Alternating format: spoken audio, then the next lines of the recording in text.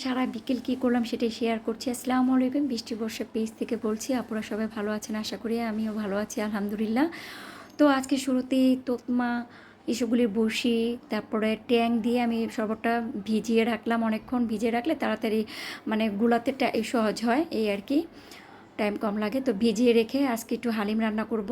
তো ঝটপট এটা ভিজিয়ে চলে গেলাম রান্নাঘরে। তা আমি আবার হালিমটা আমার ঘরেই সব কিছু রেডি থাকে, আগে বানানো হয়েছে, অনেকগুলো বানিয়ে রেখেছি। যখন ইচ্ছা বের করে গরম পানিতে ভিজিয়ে রাখলাম। বাইরের হালিমটা আসলে আমার খাওয়া হয় না।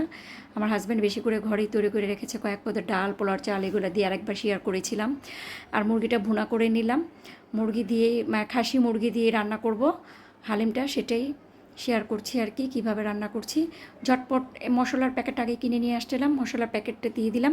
তো যেভাবে রান্না করা আর কি, ঝটপট রান্না করে। তো পেঁয়াজ পেরেস্তা করে রেখেছিলাম, আগে উঠিয়ে রেখেছি। আর পেঁয়াজ শসা কুচি, আদা কুচি এটা বাটিতে বাড়ার সময় তখন দিব। তারপরে চলে গেলাম আরও শরবত বানাতে। প্রতিদিন 2-3 শরবত আমাদের থাকেই। তো এখন আমি দইয়ের শরবতটা বানাবো। তো এটা প্রায় আমার হয়ে গেছে, হালিমটা শেষ রান্না করা।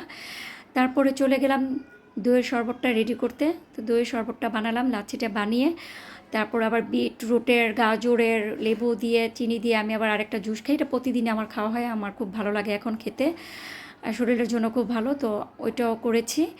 তো সব কিছু রেডি করলাম। 2-3 পদের শরবত প্রতিদিনই থাকে, আসলে প্রতিদিন দেখানো হয় না, নতুন করে কি দেখাবো, প্রতিদিন একই জিনিস, তাই আর কি।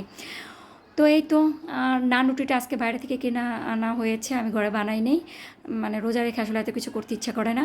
তো যা দিয়ে ইফতার করা সেটাই আজকে শেয়ার করা হলো। তোমার হাজব্যান্ড আজকে 20 মিনিট আগে এসেছে, ও আবার আমাকে একটু সাহায্য করছে, ও বাটিতে বাড়তিছে শরবত টরবত, ওই বাড়লো। আজকে বেগুনি ভেজেছি, বেগুনিটার শেয়ার করলাম না, স্কিপ করে গিয়েছি। যা যা করলাম ঝটপট দেখালাম, এই আর কি, আপুদের সাথে শেয়ার করা হলো।